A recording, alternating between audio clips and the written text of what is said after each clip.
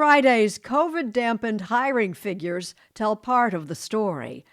But these help wanted signs may tell a more important part.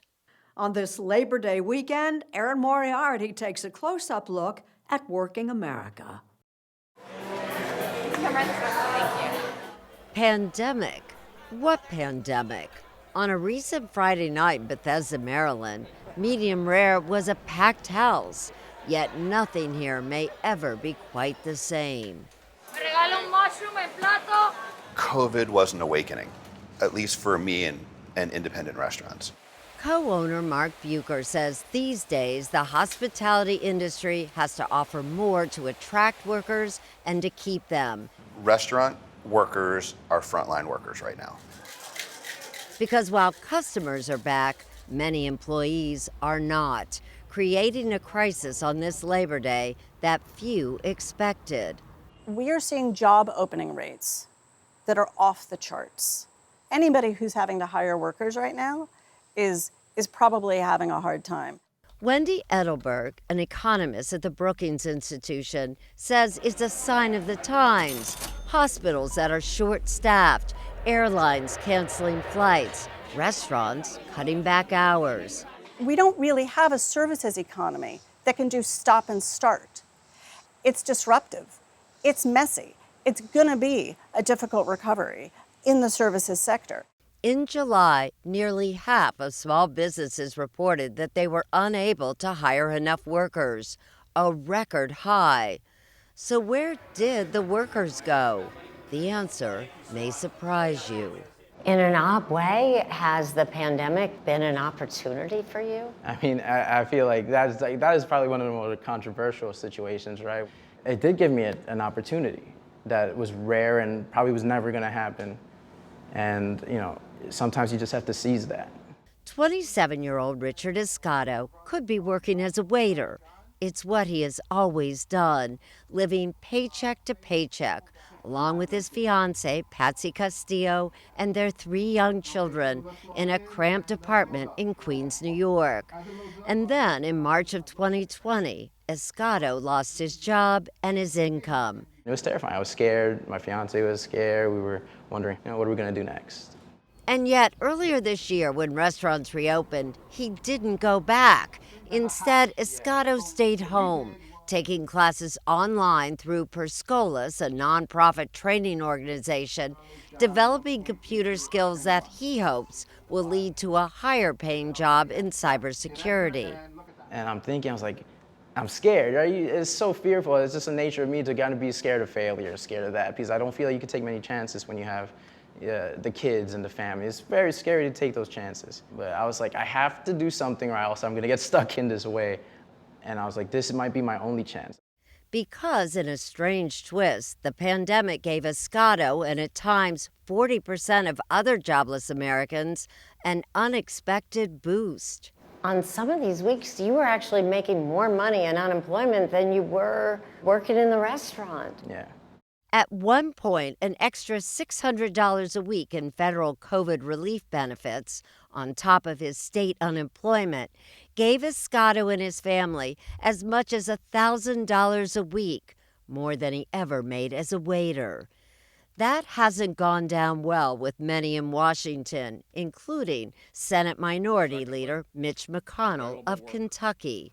We have flooded the zone with checks. It's actually more lucrative for many Kentuckians and Americans to not work than to work.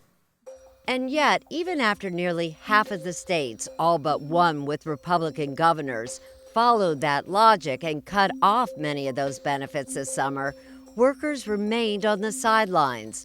Proof, says Escato, that it isn't that benefits are too high, it's that wages are too low.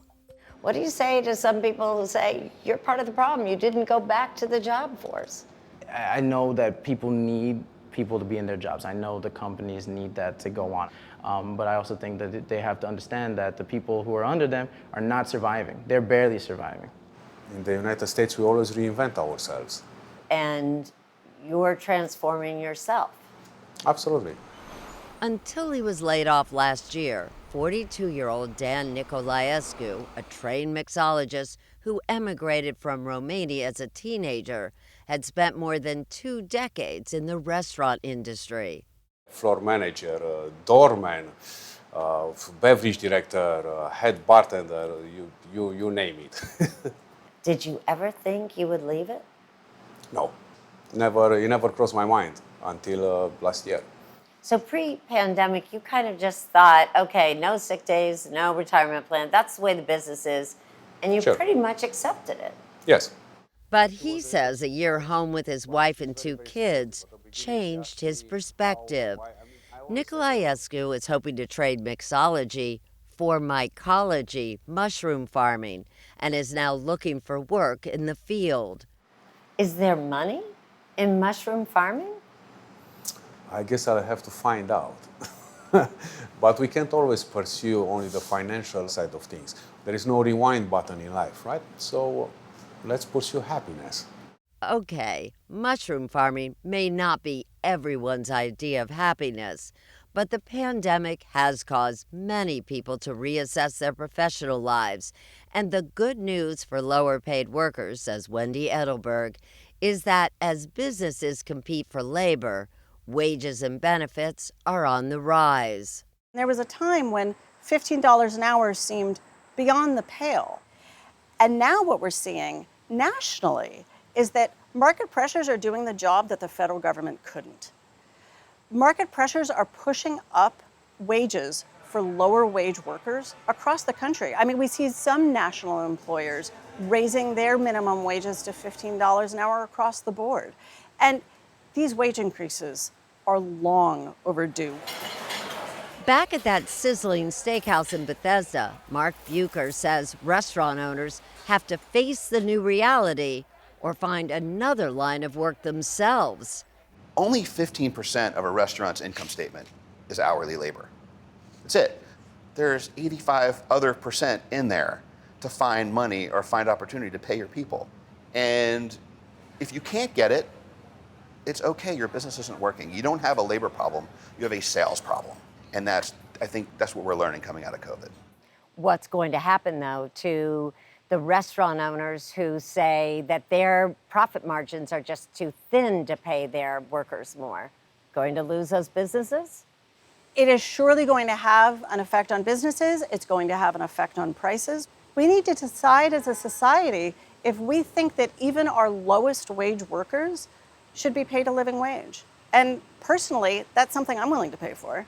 There's still a lot of uncertainty for workers like Richard Escato. Tomorrow, on Labor Day no less, those federal benefits end. What is your outlook on this Labor Day as opposed to a year ago? I'm excited. You know, regardless if we're going to be losing money or whatever, I already put myself in a place where I'm ready to grow. I feel like I'm growing, and I feel like I'm definitely destined for something greater.